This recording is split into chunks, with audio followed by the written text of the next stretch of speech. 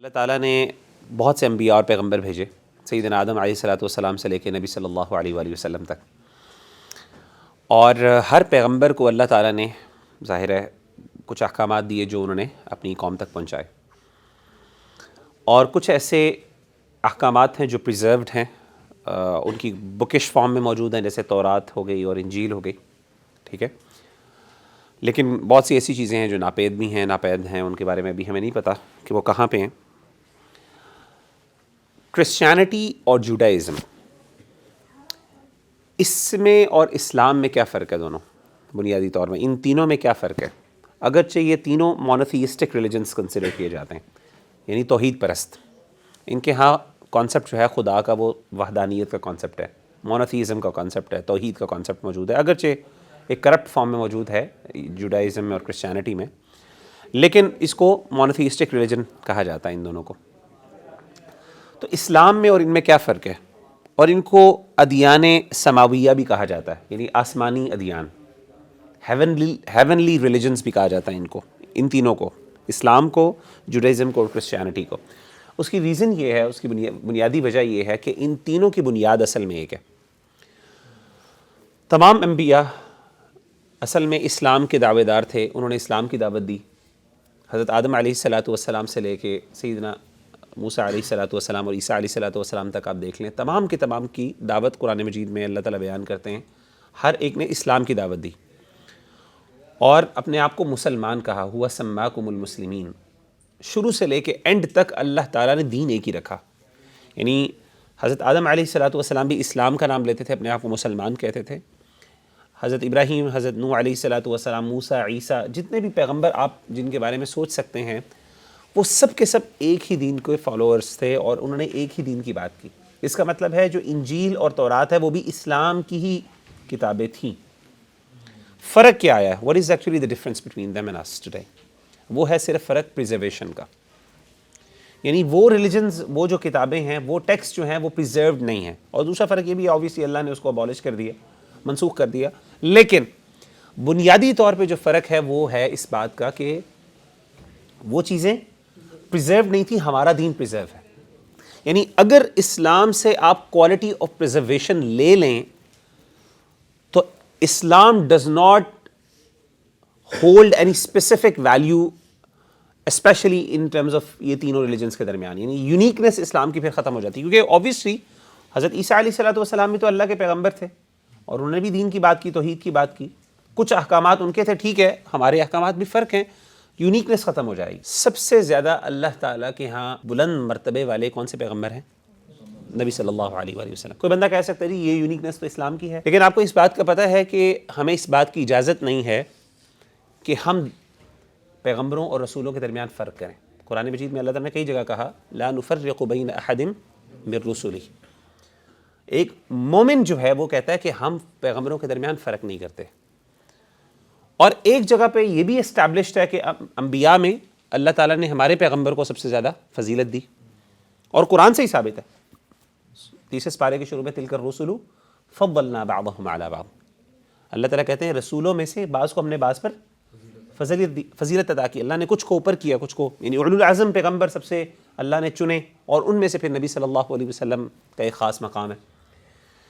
فرق کرنے کا مطلب کیا ہے؟ فرق کرنے کا مطلب اصل میں یہ ہے کہ اگر میں آپ کو آسان الفاظ میں کہوں تو کمپیریزنز نہیں کرنے چاہیے، ہمیں کمپیریزنز نہیں کرنے چاہیے، یعنی ہمیں یہ نہیں کرنا چاہیے کہ اچھا اللہ کے رسول ایسے تھے تو یوسف ایسے تھے، اللہ کے رسول ایسے تھے موسیٰ ایسے تھے، اللہ کے رسول ایسے تھے عیسیٰ ایسے تھے، ایسے کمپیریزنز نہیں کرنے چاہیے، کیونکہ اس کمپیریزن سے ہوتا کیا ہے، ڈسکریمنیشن کسی نہ کسی لیول پہ ہو جاتی ہے، یعنی ڈیفینیٹلی آپ کسی نہ کسی لیول پہ ایک کو اوپر کر رہے ہوتے ہیں، دوسرے کو انڈر ویلیو کر رہے ہوتے ہیں۔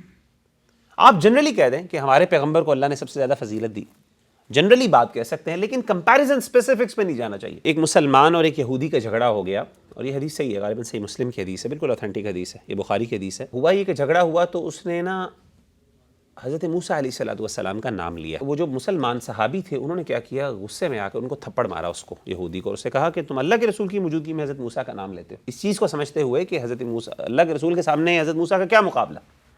اگین کیا ہو گیا، ایک کمپیریزن ہو گیا جس میں ایک کو آپ نے اوپر کر دیا، تھوڑا سا دوسرے کو نہیں ویلیو کر دیا۔ اللہ کے رسول صلی اللہ علیہ وسلم کے پاس وہ یہودی چلا گیا اور اسے جا کے شکایت کی کہ انہوں نے میرے ساتھ ایسا سلوک کیا. تو اللہ کے رسول نے اس صحابی کو بلایا اور آپ نے ان کو ڈانٹا اور آپ نے یہ کہا، آپ نے کہا کہ تمہیں پتہ ہے کہ موسیٰ کی کیا ویلیو ہے، موسیٰ کا کیا مقام اور مرتبہ ہے. آپ صلی اللہ علیہ وسلم نے فرمایا کہ قیامت کے دن جب میں اٹھوں گا، سب سے پہلے آپ کو پتہ ہے نبی صلی اللہ علیہ وسلم کو اٹھایا جائے گا اور امتیوں کو.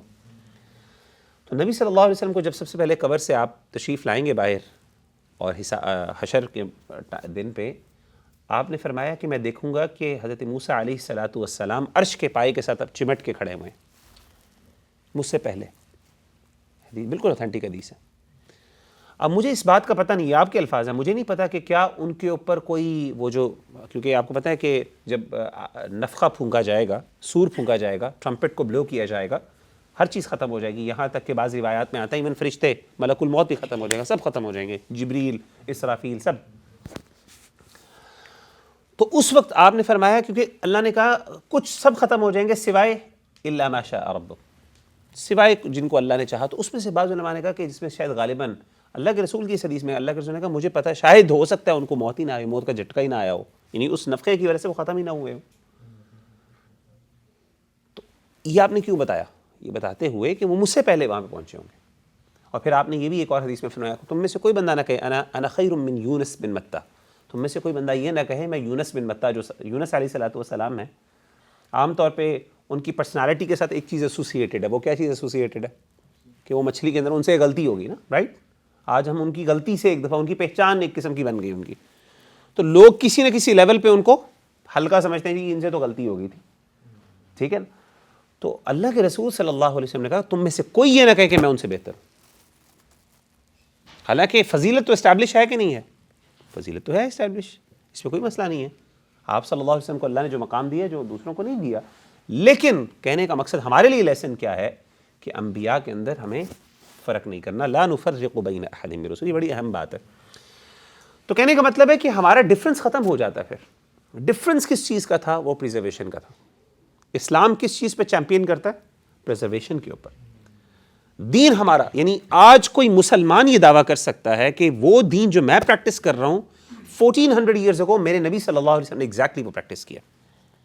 آپ امیجن کریں، ذرا اپنی آنکھیں بند کر کے ذرا سوچیں کہ جس طرح آپ نماز پڑھ رہے ہیں، امیجن کریں اللہ کے رسول ایگزیکٹلی ویسے نماز پڑھتے ہیں.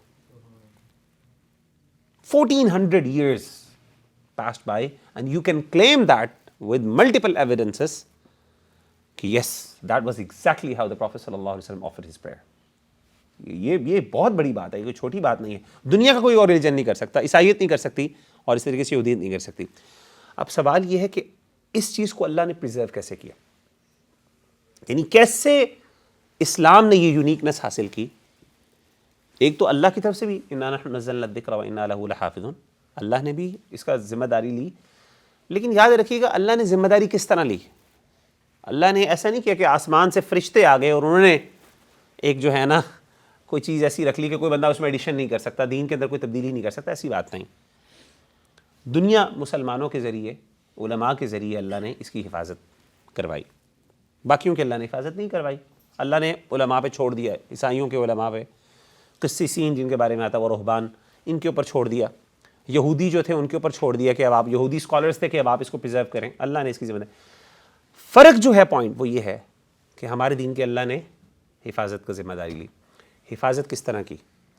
کانسیپٹ آف بدعت یہ ہے اصل میں. یہ جو کانسیپٹ آف بدعت میں نے پورا آپ کو جو شروع میں آپ کو پریفیس بتایا پورا، اس کے پیچھے کانسیپٹ آف بدع. اسلام بدعت کے بارے میں اتنا سینسٹیو کیوں ہے؟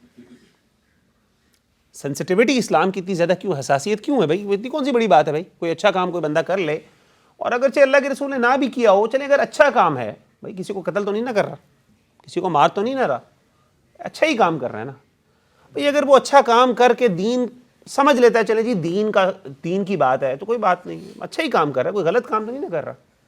تو اس میں مسئلہ کیا ہے؟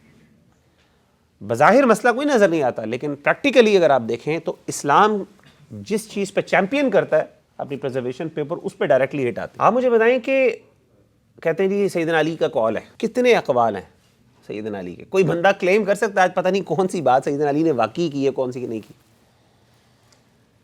قرآن مجید اگر میں اٹھا کے کہتا ہوں کہ بین الدفتین، یہ دو جو گتے ہیں ان کے درمیان قرآن موجود ہے، کیا میں کلیم کر سکتا ہوں نا؟ لیکن اگر کسی جگہ پہ حضرت علی کا قول لکھا ہو، کیا میں کلیم کر سکتا ہوں واقعی سیدنا علی نے بات کی ہے؟ ہمارے پاس کوئی مینز ہی نہیں ہے ویریفیکیشن. کیوں؟ لوگوں نے کیا کیا، اتنا لوگوں نے اس کے اندر رطب و یابس ڈالا ہوا ہے. جو بھی اچھی بات ہوتی ہے نا سیدنا علی پہ لگا دیتے ہیں. امام علی نے کہا، اللہ معاف کرے، اس سے سیدنا علی رضی اللہ تعالیٰ عنہ کی ذہانت اور اس سے کمی نہیں ہوتی کہ ہم ان کو کوئی کم نہیں سمجھتے. مطلب یہ کہ دیر از ایک آپ کی ایک انٹیگریٹی ہے، کہ ایکیڈیمک انٹیگریٹی ہوتی ہے کہ آپ کلیم کرتے ہیں کہ یہ بات واقعی درست ہے، انہوں نے کہی کہ نہیں کی. تو جس بندے نے وہ بات کی نہیں ہے، آپ کیسے اس کے اوپر تھوپ رہے ہو؟ اور کئی دفعہ اللہ معاف کرے وہ بات بڑی آپ کے ظاہر اچھی ہوتی ہے، ذرا آپ اس پہ غور کرتے ہیں اتنی بونگی بات ہوتی ہے، کیونکہ وہ لوگوں نے خود بنائی ہوتی ہے. لوگوں نے خود بنائی ہوتی ہے، وہ سیدنا علی نے نہیں کہی ہوتی ہے عام طور پہ میجورٹی آف دا ٹائم. اور ایون اگر سیدنا علی کر بھی لیں، سیدنا علی کی بات ہو چاہے کسی اور کی بات ہو، وہ دین نہیں بن سکتا. وہ ایک ذہین اور ایک انٹیلیجنٹ، ایک بہت نیک اور ایک بہت بڑے آدمی کی بات ہے، لیکن کیا وہ دین ہے؟ دین نہیں ہے. وہ دین صرف کیا ہے؟ جو دو گتوں کے درمیان ہے، اور جو نبی صلی اللہ علیہ وسلم نے اللہ کے حکم سے وحی کی صورت میں ہم تک پہنچا دی. اس کے علاوہ دین کچھ بھی نہیں. تو یاد رکھیے گا، اسلام نے اس بارے میں بہت سینسٹیوٹی کا ہے، اسی سینسٹیوٹی، اور مسلمانوں کو بھی اس کے بارے میں سینسٹیو ہونا چاہیے. یہی فرق ہے کہ یار کہاں سے کہ ہمارا پہلا کنسرن کسی بھی دین کے بارے میں، دینی کے یعنی جس چیز کو آپ نے دین کہہ دیا، آپ کا سب سے پہلے اس کے بارے میں سوال ہونا چاہیے اس کی ویلیڈیٹی کے بارے میں. کیا یہ ثابت ہے کہ نہیں ہے؟ کیا چیز پروون ہے کہ نہیں ہے؟ اس کے کیا ایویڈنسز ہے؟ کہاں سے نکالا آپ نے سب کچھ؟ ریگارڈ اچھا میٹر بعد میں آتا ہے، وہ چیز کیا ہے، وہ بات کیا ہے، یہ بات کی بات ہے. اس سے پہلے بات یہ ہے کہ وہ اس کی اوتھینٹسٹی کیا ہے.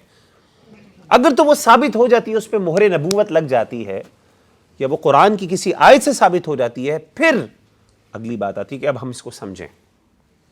پھر تو سمجھ آ جائے تو بہت اچھی بات ہے، نہیں آئے تو کسی عالم سے پوچھ لیا. اگر عالم سے بھی نہیں پوچھا تو ایٹ لیسٹ آپ یہ کہہ سکتے ہیں آمنا بھی، ہم ایمان لے کے آتے ہیں. ہمیں سمجھ کوئی نہیں آئی لیکن ہم ایمان لے کے آتے ہیں، ہمارے رب نے بات کی ہے، یہ ہمارے دین کی یہ بات ہے. یہ اصل میں امپورٹنٹ بات ہے. تو آئیے میں اب تھوڑی سی بات اسی حوالے سے کرنا چاہتا ہوں کہ دیکھیں اللہ تعالیٰ نے دین کو مکمل کیا. یہی چیز اللہ نے دوسرے ادیان کے ساتھ نہیں کیا، مکمل دین کر دیا، یعنی اس کا آغاز بھی اور اس کی انتہا بھی. نبی صلی اللہ علیہ وآلہ وسلم پر وحی کا آغاز کب ہوا؟ جب آپ 40 سال کی عمر میں تھے. سب سے پہلے 6 مہینے پہلے خواب آنا شروع ہوئے. آپ خواب دیکھتے تھے، صبح اٹھتے تھے دیکھتے تھے خواب سچا ہو گیا.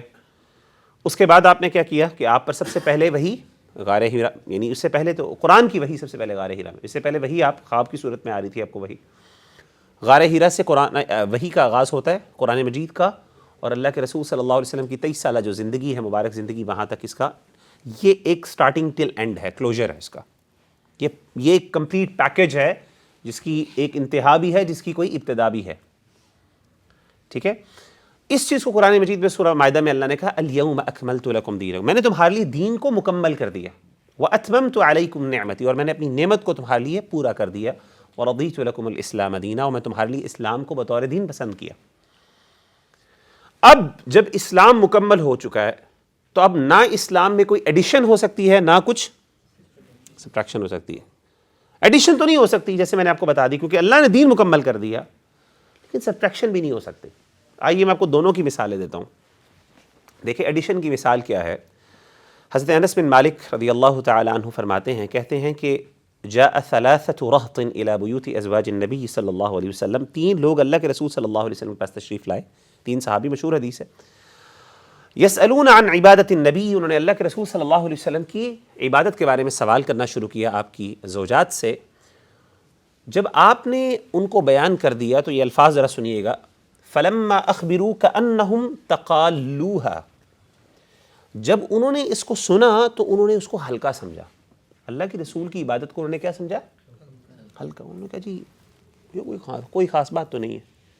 نہیں، وہ سمجھ رہے تھے کوئی بہت بڑی بات ہوگی. یعنی ظاہر ہے نبی صلی اللہ علیہ وسلم کے بارے میں، ان کی عبادت کے بارے میں ہماری ایکسپیکٹیشن بھی کیا ہے؟ بہت اوپر.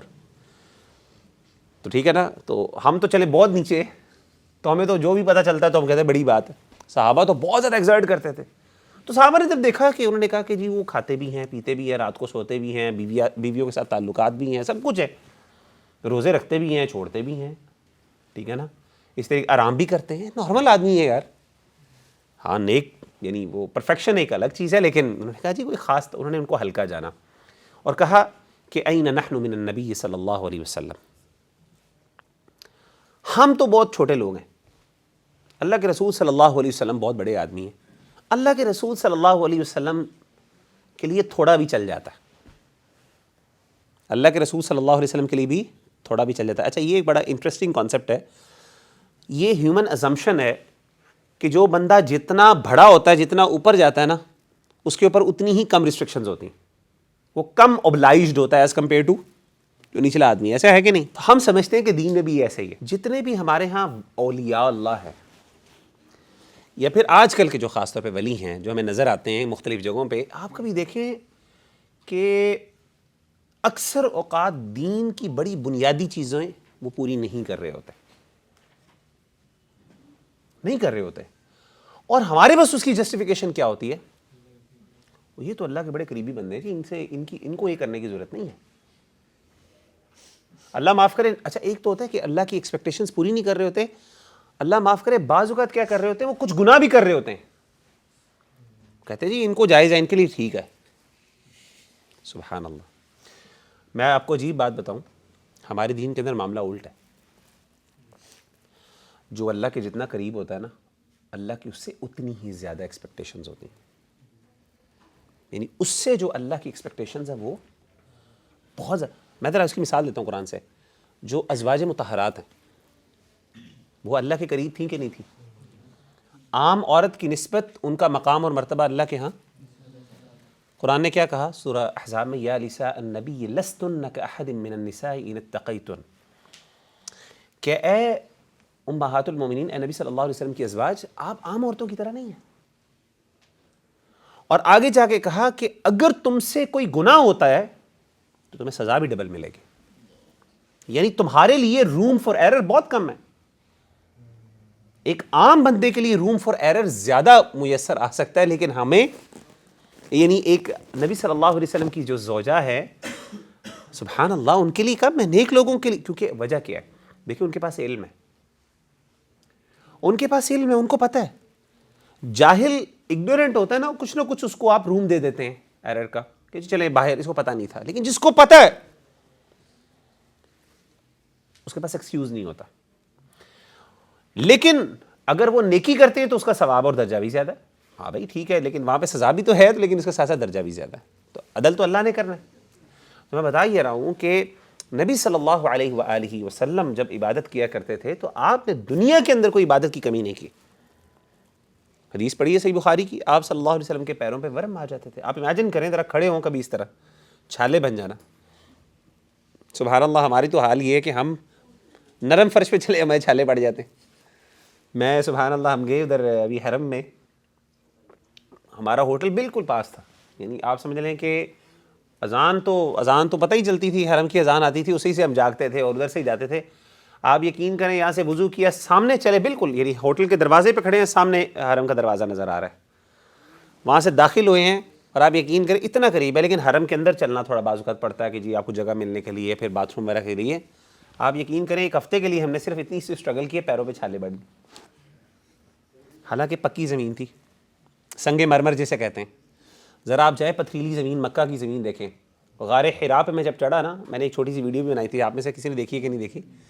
میں نے جب دیکھا غار حرا پہ ہم چڑھے تو نہیں, اوپر تو نہیں گئے, لیکن وہ جو جگہ تھی نا, سبحان اللہ, ابھی تو انہوں نے تھوڑا سا پاتھ وے سا بنا دیا, تھوڑا سا انہوں نے سیڑھی سی بنا دی ہے, کچی سی سیڑھی سی ہے, لیکن وہ کافی فیسیلیٹیٹ اور ہیلپ کر دیتی ہے چڑھنے کے لیے. اتنا اونچا, امیجن کریں آپ اس کے اوپر چڑھ نہیں سکتے. میں آپ کو چیلنج کرتا ہوں, ہم میں سے کوئی بندہ نہیں چڑھ سکتا وداؤٹ دو اسٹیپس, اور اگر وداؤٹ بریک بھی آپ اتنا نہیں چڑھ سکتے. جہاں پہ غار حرا ایکچولی ایگزسٹ کرتا ہے, موجود ہے اس ٹائم, بیس کیمپ سے آپ چڑھنا شروع کریں, لگتا ہے جیسے اتنے کیڑے مکوڑے نظر آ رہے ہوتے ہیں, اتنے چھوٹے یعنی بندے, اتنا اونچا ہے وہ. اور پھر غار ثور جو دوسرا والا ہے وہ آپ ذرا چڑھ, وہ تو سبحان اللہ, وہ تو بندہ کہتا ہے یار یہ کیا ہے, وہاں پہ تو ٹریک بھی نہیں ہے, تو بڑا مشکل ہوتا ہے لوگوں کا چڑھنا. پھر احد کا پہاڑ ذرا جا کے دیکھیں, سبحان اللہ. اللہ کے رسول صلی اللہ علیہ وسلم اور صحابہ ایسے پہاڑوں پہ چڑھا کرتے تھے. آپ غار حرا کے لیے جایا کرتے تھے اس سے پہاڑ پہ, اور اکیلے. میں حیران ہوتا ہوں کہ کتنی مشکل ہے. آپ امیجن اتنا سخت آدمی، اور امیجن کریں اتنی اسٹرگل ہے کہ پیر پہ چھالے بن گئے. ہم جیسا بندہ تصور نہیں ہے کہ جو کر سکے، اور ہمارے تو نرم جگہوں پہ تھوڑا سا چل لیں تو ہمارے پیر پہ ورم بن جاتے ہیں. عام طور پہ ہم یہ سمجھتے ہیں کہ اللہ کی ایکسپیکٹیشنز کم ہے، ایسی بات نہیں ہے. اللہ کی ایکسپیکٹیشنز زیادہ ہوتی ہیں ایک بندے سے. وہی بڑی بات ہے، کیا میرے دین نے مجھے واقعی اس بات کا حکم دی کہ نہیں؟ بس یہ والا ایک سوال ہے. اگر وہ یہ سوال کر لینا مور دین انف ہے. تو بعد میں نے بتایا کہ انہوں نے، صحابہ نے کیا کہا کہ ہم تو بہت چھوٹے ہیں جی، اللہ کے رسول صلی اللہ علیہ وسلم بہت بڑے ہیں، ان کو اتنی نیکیوں کی ضرورت نہیں. قد غفر له ما تقدم من ذنبه وما تأخر، ان کے تو سارے گناہ اگلے پچھلے معاف ہو گئے ہیں، تو وہ جتنا بھی کریں وہ ایک ایکسٹرا ہی ہے، ان کو ضرورت نہیں ہے. تو انہوں نے کہا کہ میں، اب ہم نبی صلی اللہ علیہ وسلم سے ذرا آگے بڑھتے ہیں. تو ایک نے کہا کہ اما انا فانی اصلی اللیل ابدا. ایک نے کہا کہ میں اب آج سے میں وعدہ کرتا ہوں کہ میں پوری رات قیام کیا کروں گا، کبھی نہیں سوں گا، ہمیشہ سے. دوسرے نے کہا وَأَنَا أَصُومُ الدَّهْرَ وَلَا أُفْطِرُ، میں اب سے ہمیشہ روزانہ روزے رکھوں گا اور کبھی روزہ نہیں چھوڑوں گا. اور تیسرے نے کہا أَنَا أَعْتَزِلُ النِّسَاءَ فَلَا أَتَزَوَّجُ أَبَدًا، میں عورتوں سے دور رہوں گا اور کبھی بھی شادی نہیں کروں گا. آپ کو بڑی حیرانی ہو رہی ہے کہ یہ کیسے؟ اللہ کے رسول صلی اللہ علیہ وسلم آپ کے پاس آئے. آپ صلی اللہ علیہ وسلم جب تشریف لائے گھر میں، تو جو آپ کی ازواج تھیں جن کے پاس بھی گئے تھے، انہوں نے بتایا کہ کچھ صحابی آئے تھے، انہوں نے یہ باتیں کی. تو آپ صلی اللہ علیہ وسلم بڑا غصہ ہوئے، آپ باقاعدہ ناراض ہوئے، اور آپ نے ان کو بلایا اور آپ نے کہا اَأَنْتُمُ الَّذِينَ قُلْتُمْ كَذَا وَكَذَا، کیا تم لوگوں نے یہ باتیں کی ہیں؟ یہ 3 باتیں کی. انہوں نے کہا جی ہم نے کی ہیں. آپ نے کیا فرمایا؟ آپ نے کہا واللہ، اللہ کی قسم، انی لأخشاکم للہ واتقاکم لہ، اللہ کی قسم میں تم سے زیادہ اللہ سے ڈرنے والا ہوں، میرا تقوی بھی تم سے سب سے زیادہ ہے. لیکن اصوم و افطر، میں روزہ بھی رکھتا ہوں، روزہ چھوڑتا بھی. واصلی وارقد، میں رات کو قیام بھی کرتا ہوں اور آرام بھی کرتا ہوں. اور آپ نے فرمایا کہ واتزوج النساء، میں عورتوں سے شادیاں بھی کرتا ہوں. اور آپ نے فرمایا فمن رغب عن سنتی فلیس منی، یہ فیوریٹ حدیث جو تمام نوجوانوں کو آتی ہے، النکاح من سنتی، نکاح میری سنت میں سے ہے. اور آگے فمن رغب عن سنتی فلیس منی، کہ جو میری اس سنت سے منہ پھیرے گا وہ ہم میں سے نہیں ہے. تو یہ ہم نوجوانوں کو ساروں کو آتی ہے. اصل میں ہمیں یہ حدیث آتی ہے، پچھلی حدیث پوری یہ والی اصل میں نبی نے کہا کہ میری نکاح میری سنت ہے، اور میں کیسے اماں جی نکاح نہ کروں؟ تصور نہیں ہے. میں کس چہرے سے اللہ کے رسول کو دکھاؤں گا، منہ دکھاؤں گا کہ میں آپ کی سنت نہیں پوری کر، کچھ ہو نہ ہو یہ تو ضرور میں نے سنت پوری کرنی ہے نا. نہیں ایسی ہے، واقعی یہ سنت ایسی ہے کہ پوری کرنی چاہیے، اور اس نیت سے کوئی بندہ کرے گا تو انشاءاللہ وہ ثواب بھی پائے گا. تو کہنے کا مطلب ہے، دیکھیں اس میں اب حالانکہ یہ نیکی کے کام تھے، افطار یعنی روزہ رکھنا روزانہ کا بہت بڑی، کتنی بڑی بات ہے، نیکی ہے نا، عام چھوٹا کام تھوڑی ہے. اور اسی طریقے سے اس سوچ سے شادی نہ کرنا کہ جی میں اپنے آپ کو دین کے لیے ڈیڈیکیٹ کروں گا، اور خواتین کے ساتھ یعنی عورتوں کے ساتھ شادی کرنے کے بعد پھر کیا ہوگا کہ گھر کی ذمہ داریاں ہوں گی، بچے ہوں گے، ڈسٹریکشنز ہوں گی، کام کرنا پڑے گا، نہیں کر پاؤں گا. اچھا جی، تو یہ تو مثال تھی اس چیز کی کہ کوئی چیز ایڈ نہیں کر سکتا. لیکن نبی صلی اللہ علیہ وسلم نے اس سب کو کہا کہ یہ میری سنت کے خلاف چیز ہے، جتنا میں نے کہا نا اس سے آپ آگے نہیں بڑھ سکتے. لا تقدموا بین یدی اللہ ورسول، اللہ اور اس کے رسول سے آگے نہیں بڑھنا. یعنی اگر اللہ کے رسول نے ایک کام کیا ہے نا، آپ کے پاس کیپیسٹی ہے کہ آپ آگے جا سکتے ہو. فار ایگزامپل، ویسے تو پریکٹیکلی آپ پوری لائف میں اتنی کیپیسٹی تھی، میں آپ کو چیلنج کر سکتا ہوں کہ آپ اتنا قیام نہیں کر سکتے جتنا اللہ کے رسول کرتے تھے، کبھی نہیں کر سکتے آپ. یہ بھی صحابیوں نے یہ بات کر دی تھی، لیکن جب عمل کی بات آتی ہے نا کبھی نہ پورا کر سکتے. یہ کوئی چھوٹے کام نہیں، بلکہ ایک صحابی نے ایسا کیا نا، انہوں نے اللہ کے رسول صلی اللہ علیہ وسلم سے ایسی کچھ اجازت مانی. آپ نے کہا کہ اتنا کرو، مجھے ایگزیکٹ وہ حکم نہیں یاد، شاید روزے کی بات تھی غالباً. تو غالباً عبداللہ بن عمر بن عاص تھے رضی اللہ، بہت ان کو سنت سے محبت، بڑی نیکی کا بڑا نوجوان تھے، کہتے ہیں میری انرجی ہے، طاقت ہے، آئی کین ڈو دیٹ، میں کروں گا اسپیشلی. تو انہوں نے اجازت مانگی، آپ نے اجازت دی، لیکن کرتے کرتے آپ نے کچھ ریسٹرکشنز لگا دی. لیکن انہوں نے اپنے اوپر ایسا بوجھ ڈال دیا کہ جب وہ تھوڑا سا کچھ سال گزرے، بقاعدہ کئی سالوں تک غالباً انہوں نے وہ کام کیا، اس کے بعد ہی ہیڈ ٹو گیو اپ. اور وہ کہتے کاش میں وہ جو نبی صلی اللہ علیہ وسلم نے جب مجھے اس کی اجازت نہیں دی تھی تو میں اس اجازت کو میں سمجھ لیتا، اسے حکمت سمجھ لیتا. تو کہنے کا مطلب ہے کہ ہم اللہ کے رسول سے آگے نہیں بڑھ سکتے، لیکن اگر آپ کو لگتا ہے کہ میری کیپیسٹی ہے آگے بڑھنے کی، میں زیادہ کر سکتا ہوں، نہ بڑھے. لا تقدموا بین یدی اللہ، اللہ اور اس کے رسول سے آگے نہ بڑھیے. اس کے بارے میں امام طبری فرماتے ہیں, عبداللہ بن عباس کہتے ہیں لا تقدموا بین یدی اللہ کا مطلب ہے لا تقولوا خلاف الکتاب والسنہ, قرآن و سنت کے خلاف نہ جائیں, جو چیز جتنی مینشنڈ ہے اس پر عمل کریں. دوسری چیز میں نے آپ کو بتایا کہ جیسے ایڈیشن کی کوئی اجازت نہیں, اس طریقے سے کچھ اس میں سبٹریکشن کی بھی اجازت نہیں ہے, نکال بھی نہیں سکتے. جیسا کہ ایک حدیث ہے نبی صلی اللہ علیہ وسلم کی حدیث ہے, بلکہ سیدنا عمر رضی اللہ تعالیٰ عنہ کی, صحیح بخاری کی حدیث ہے کہ سیدنا عمر بن خطاب رضی اللہ تعالیٰ عنہ طواف کر رہے تھے تو حجر اسود کے پاس سے آپ گزرے تو آپ نے فقبلہ, آپ نے اس کو چوما, اس کو بوسہ دیا, اور بوسہ دینے کے بعد آپ نے دیکھا لوگ دیکھ رہے تھے, آس پاس تھے کہ جی حضرت عمر نے پتھر کو جو ہے وہ چوما ہے.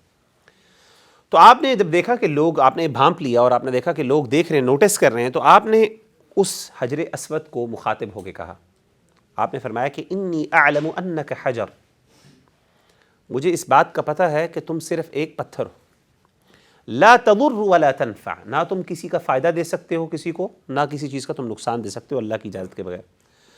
ولولا انی رأیت النبی صلی اللہ علیہ وسلم یقبلک ما قبلتک, اللہ کی قسم اگر میں نے اللہ کے رسول کو نہ دیکھا ہوتا کہ وہ تمہیں چوم رہے, میں کبھی بھی تمہیں چومتا نہ. میں دین سے نکال نہیں سکتا, تمہارا کوئی مطلب تم کچھ فائدہ نہیں دے سکتے, نہ کوئی نقصان دے سکتے. میرے نزدیک تمہیں چومنے کی کوئی ویلیو نہیں, because you don't give me any benefit, تم سے مجھے کوئی فائدہ کوئی نقصان نہیں ملتا. لیکن میں کیوں کر رہا ہوں, میں اس کو نبی دین سے نکال نہیں سکتا, یہ دین کی ریکوائرمنٹ ہے مجھ سے. اور اگر کوئی بندہ یہ کہے کہ جی حجر اسود کو چومنا نہیں چاہیے, یہ بدعت ہے, کیونکہ اس نے اگرچہ ایڈیشن تو نہیں کی لیکن کیا کیا اس نے, ایک چیز نکال دیا اپنی. یہ بات بڑی اہم سمجھنے والی ہے. یہ چیز ہم لوگ نہ سمجھتے ہیں کہ بدعت کا کام صرف ایڈیشن ہے, سبٹریکشن بھی ہے.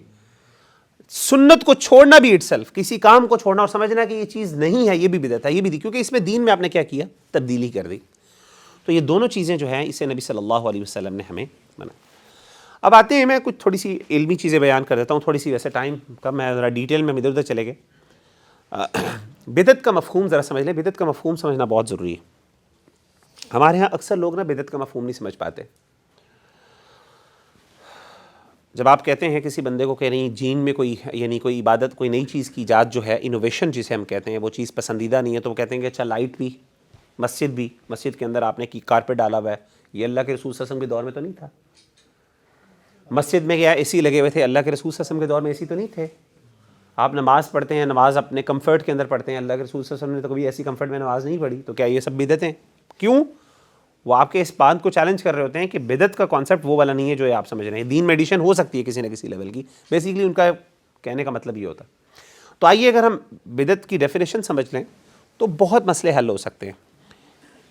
کتاب الاعتصام ہے, امام شاطبی رحمہ اللہ تعالیٰ عنہ کی یہ کتاب ہے, بڑے معروف امام گزرے ہیں. وہ کہتے ہیں کہ بدعت کہتے ہیں عبارۃ عن طریقۃ فی الدین مخترعۃ, دین کے اندر ایک گھڑا ہوا طریقہ, تضاہی الشرعیہ, جو کہ کسی شریعت میں آلریڈی ایگزسٹنگ ایکشن سے متشابہ ہو, یعنی ملتا جلتا ایکشن ہو.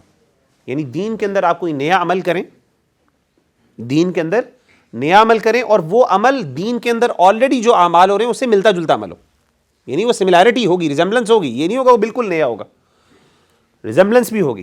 اچھا, پھر یقصد بالسلوک علیہ المبالغہ فی التعبد للہ سبحانہ وتعالی, مقصد کیا ہوگا, بندہ کیوں کرے گا, اللہ تعالیٰ کی عبادت کے اندر حد سے بڑھنا, یہ اس کا مقصد ہوگا کہ کسی طریقے سے میں جو اللہ کے رسول نے ایک لمٹ رکھی ہے اس سے میں تھوڑا سا آگے بڑھ کے کر لوں, میرے اندر انرجی ہے میں زیادہ کر لیتا ہوں, کوئی مسئلہ نہیں. مقصد نیکی ہوتا ہے, عبادت کے اندر غلو ہوتا ہے.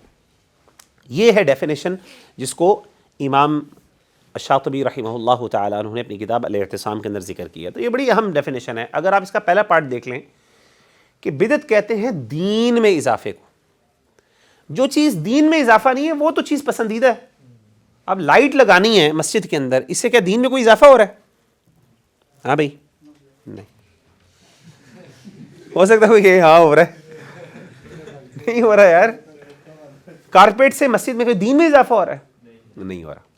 ہاں, دین میں اضافہ کب ہوتا ہے؟ جب آپ کسی دینی پریکٹس کے بارے میں بات کرتے ہیں, تب کوئی ایسی پریکٹس جو نبی صلی اللہ علیہ وسلم نے نہ کی ہو, وہ چیز اور مقصد کیا, یاد رکھیے گا, وہ ملتی جلتی ہے, وہ دین میں آلریڈی جو چیز ایگزسٹ کر رہی ہے اس سے ملتی جلتی ہے. اور لیکن مقصد کیا ہے؟ مقصد بیسیکلی دین میں مبالغہ ہے، ایکسٹریم، یعنی ایک حد سے آگے بڑھنے کی. آبویسلی اگر حد سے نہیں بڑھے گا آگے تو وہ سنت کے اندر ہی رہے گا نا، تو حد سے جو آگے بڑھ جائے گا وہ بدعت میں شامل ہو جائے گا. تو یہ ڈیفینیشن امام شاطبی رحمہ اللہ تعالیٰ عنہ نے کی. بدعت کے جو ہے نا بہت سے نقصانات ہیں، جلدی میں آپ کو بتا دیتا ہوں. پہلا سب سے بڑا نقصان دیکھیں، بڑا ٹیکنیکل، ذرا غور کیجئے گا اس پہ. بدعت کا سب سے بڑا نقصان یہ ہے کہ جو بندہ بدعت کرتا ہے اس کا یہ ایکشن بیسیکلی اس بات کو انفورس اور امپلائی کر رہا ہوتا ہے کہ اللہ کے رسول صلی اللہ علیہ وسلم نے العیاذ باللہ دین میں خیانت کی ہے. کتنی بڑی بات ہے. جو بندہ کوئی دین میں بدعت ایجاد کرتا ہے اور وہ اس کو اچھا سمجھتا ہے، وہ کہتا ہے یہ تو بڑی اچھا کام ہے، تو اس کا یہ عمل اس بات کو امپلائی بھی کر رہا ہوتا ہے اور انفورس کر رہا ہوتا ہے کہ وہ یہ سمجھتا ہے کہ اللہ کے رسول صلی اللہ علیہ وسلم نے دین میں خیانت کی ہے. کیوں؟ اس کی وجہ یہ ہے، ہم سب کا ایمان ہے، اور آپ پلیز بتائیے کہ واقعی کیا ہمارا ایمان ہے کہ نہیں. کیا ہم نہیں اس بات پہ ایمان رکھتے کہ اللہ کے رسول صلی اللہ علیہ وسلم نے جو بھی خیر کی بات تھی، جو بھی کوئی خیر کی بات تھی جو اللہ کے قریب ہمیں کر سکتی تھی وہ ہمیں بتا دی؟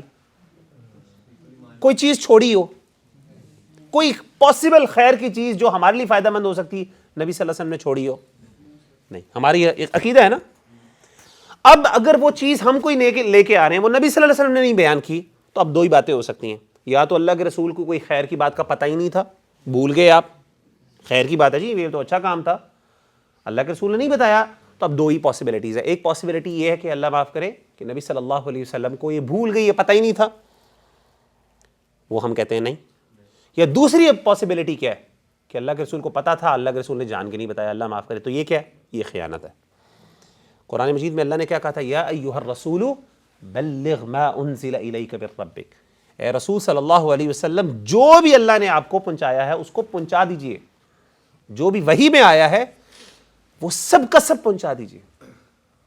فَإِن لَمْ تَفْعَلْ فَمَا بَلَّغْتَ رسالتہ، اللہ کے رسول اگر آپ نے ایک چھوٹا سا پارٹ بھی اس کا چھوڑ دیا نا، اس کا مطلب آپ نے حق نہیں ادا کی. حضرت عائشہ کہتی ہیں من زعم ان رسول اللہ صلی اللہ علیہ وسلم، صحیح بخاری کی حدیث ہے، 3 چیزوں پہ آپ نے قسم کھائی. آپ نے کہا جو بندہ 3 باتیں کرتا ہے نا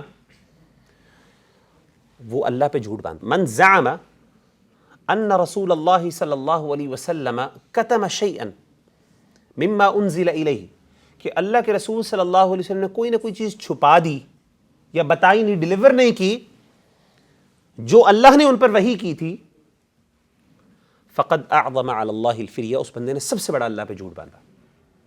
کیونکہ قرآن مجید میں اللہ کے رسول کے کو اللہ نے حکم کیا یا رسول بلغ ما انزل، جو بھی آپ کو کہا، جو بھی کہا، چاہے چھوٹی ہو بڑی چیز ہو، جیسی مرضی ہو آپ نے پہنچانا ہے. نبی صلی اللہ علیہ وسلم کبھی بھی کوئی چیز اپنے لیے چھپا کے نہیں رکھ سکتے. اس سے یہ مسئلہ بھی حل ہو گیا کہ کوئی ایسا علم نبی صلی اللہ علیہ وسلم کے پاس نہیں تھا جو آپ نے اپنے تک رکھ لیا ہو.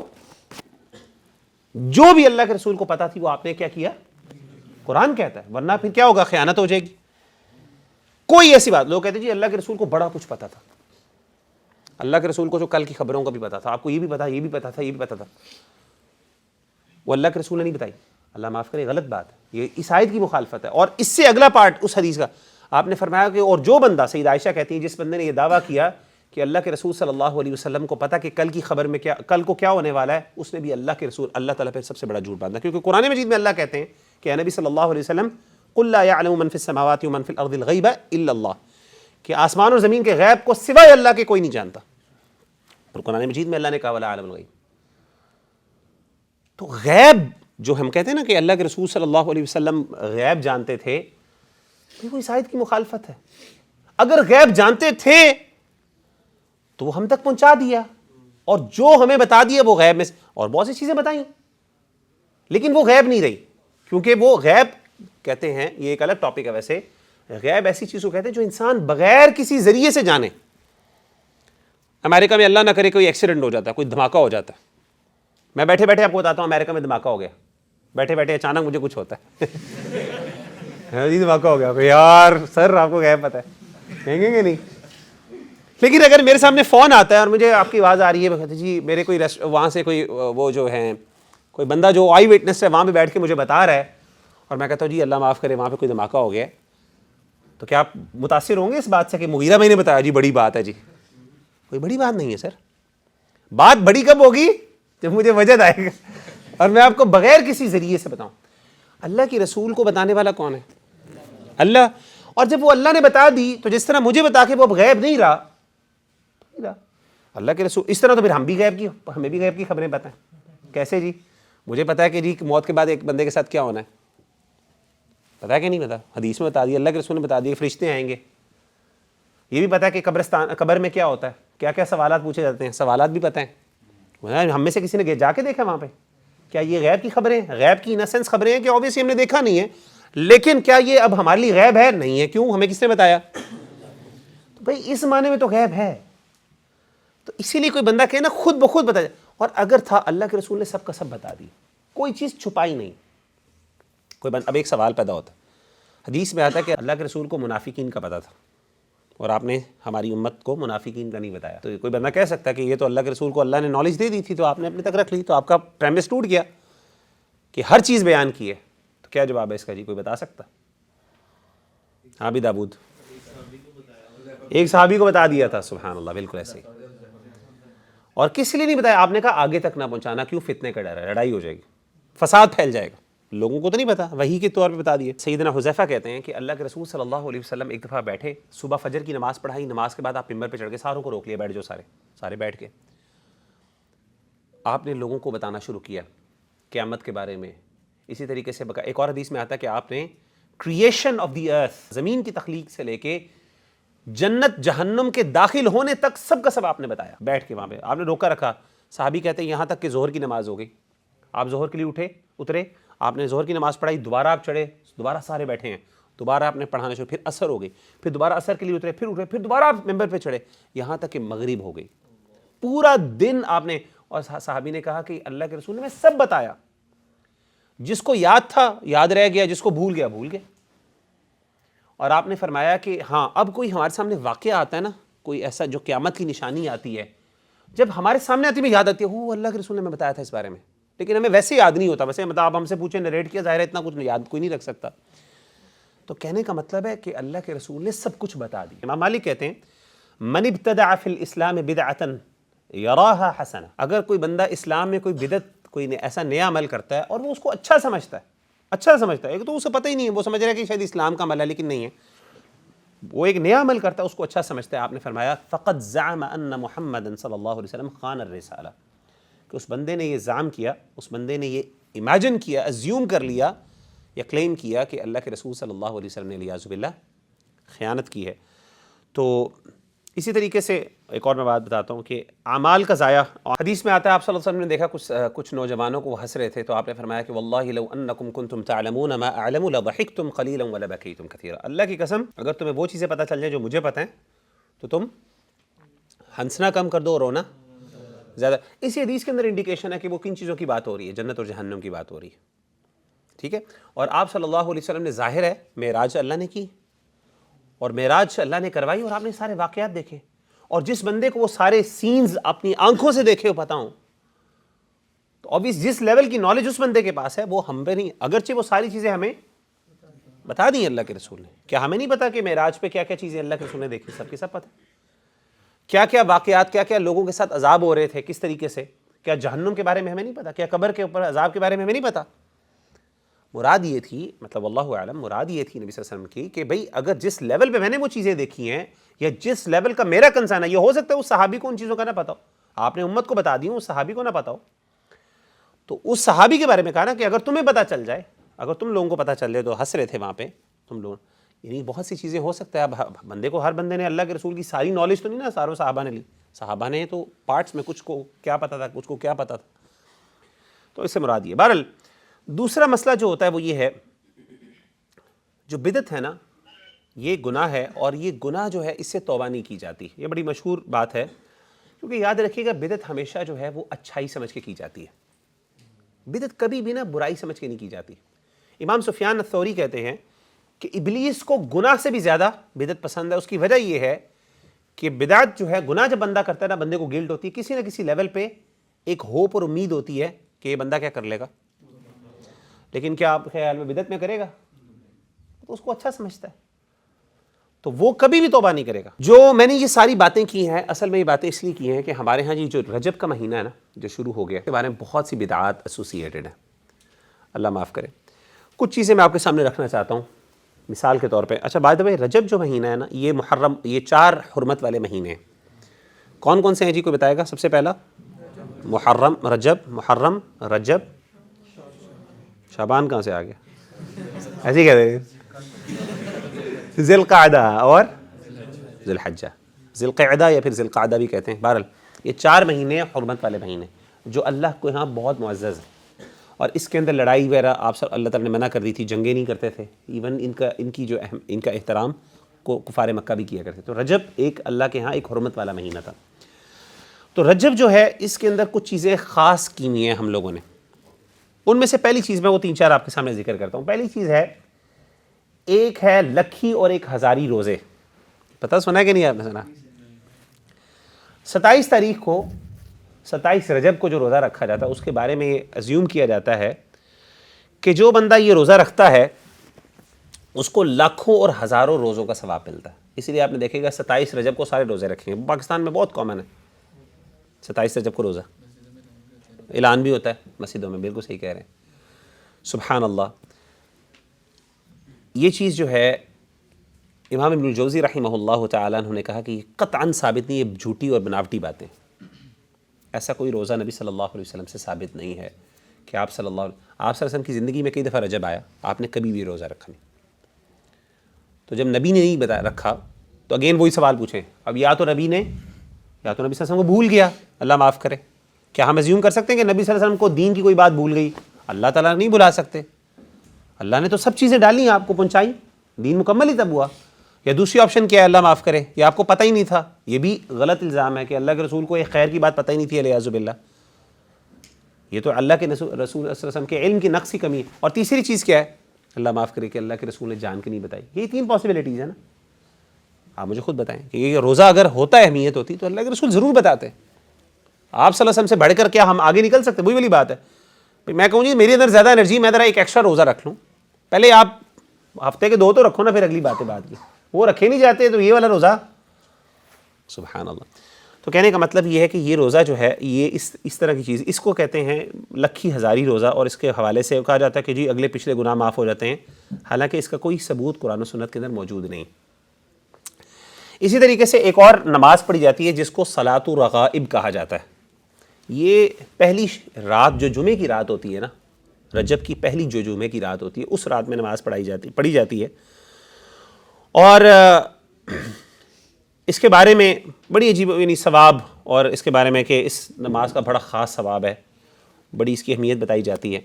حالانکہ اس کے بارے میں علامہ ابن رجب الحنبلی رحمہ اللہ تعالی، بڑے مشہور امام ہیں، وہ کہتے ہیں هذه الصلاة بدعة عند جمهور العلماء، اکثر علماء کے نزدیک یہ نماز بدعت۔ اور انہوں نے یہ بھی بتایا کہ 5ویں صدی ہجری میں یہ نماز معروف ہوئی تھی، یعنی اللہ کے رسول صلی اللہ علیہ وسلم کی دنیا سے رخصت ہونے کے 500 سال بعد جا کے اس نماز کا وجود میں آیا، اس سے پہلے کوئی پتہ ہی نہیں تھا یہ نماز کون سی نماز ہے، لوگوں نے 500 سال بعد جا کے اس کو گھڑا۔ بہرحال اسی طریقے سے جشن معراج منایا جاتا ہے، آپ کو پتہ ہے، ٹھیک ہے نا، جشن معراج، اور اس کے بارے میں کیا مشہور ہے جی، کون سی معراج کی رات بتائیں؟ 27ویں شب کو، اسی لیے 27ویں کی صبح کو کیا رکھا جاتا ہے؟ روزہ رکھا جاتا ہے۔ اسی لیے جو 27ویں کی جو رجب ہے، 27ویں رجب کی جو معراج ہے، اس کے بارے میں بھی بہت بڑے معروف حنفی، ہمارے پاکستان میں حنفی اسکول آف تھاٹ فالو کیا جاتا ہے، عبدالحی حنفی لکھنوی، بہت مشہور عالم دین گزرے ہیں، وہ کہتے ہیں کہ ہوا امر مختلف بین المحدثین والمؤرخین۔ پہلی بات تو یہ ثابت ہی نہیں ہے کہ معراج کس تاریخ کو ہوئی، اس پہ محدثین اور مؤرخین کا بہت اختلاف ہے۔ کچھ کہتے ہیں جی ربیع الاول میں ہوئی معراج، کچھ علماء کہتے ہیں ربیع الثانی میں ہوئی، کچھ کہتے ہیں رمضان میں ہوئی، کچھ کہتے ہیں شوال میں ہوئی، اور کچھ کہتے ہیں رجب میں ہوئی۔ تو پہلی چیز ہے کہ اگر اس کی کوئی واقعی فضیلت ہوتی اور اس کی کوئی بہت خاص اور مقام اور مرتبہ ہوتا تو یہ اس طرح کا علماء کے ہاں، رمضان کا ڈیفرنس آف اوپینین ہے لوگوں کے ہاں کہ کتنا ہے، پتہ ہے جی کس میں، منڈے کو روزہ رکھنا اور تھرسڈے کو روزہ رکھنا اس میں اختلاف ہے نہیں، جو چیزیں ثابت ہیں اگر اس میں اجر ہے اور واقعی اوتھینٹکلی پروون ہے، It shouldn't be a matter of difference of opinion for the people and even the scholars, not even the people, scholars کی بات کر رہا ہوں. scholars کا اختلاف ہے. اور مزے کی بات ہے مہینوں کا بھی اختلاف, مہینوں کا تو اختلاف ہے, ڈیٹ کا بھی اختلاف ہے. یہ جو 27 ہے یہ بھی ثابت نہیں ہے, کچھ پتہ نہیں کون سی ڈیٹ کہتے ہیں, یعنی پہلے مہینے ثابت کریں پھر مہینوں کے بعد پھر ڈیٹ کے اوپر. جب آپ کو اس کا پتہ نہیں تو آپ کیسے, اور اللہ معاف کرے آپ دیکھیں آپ کتنا پیسہ لگا رہے ہیں, امیجن کریں پیسہ بھی لگا رہے ہیں, ایفرٹ بھی کر رہے ہیں, ثواب ایک ہوتا ہے بندے کو ثواب نہ ملے ضائع ہو جائے, ضائع نہیں الٹا گناہ بھی ہے, کیوں بدعت. سبحان اللہ.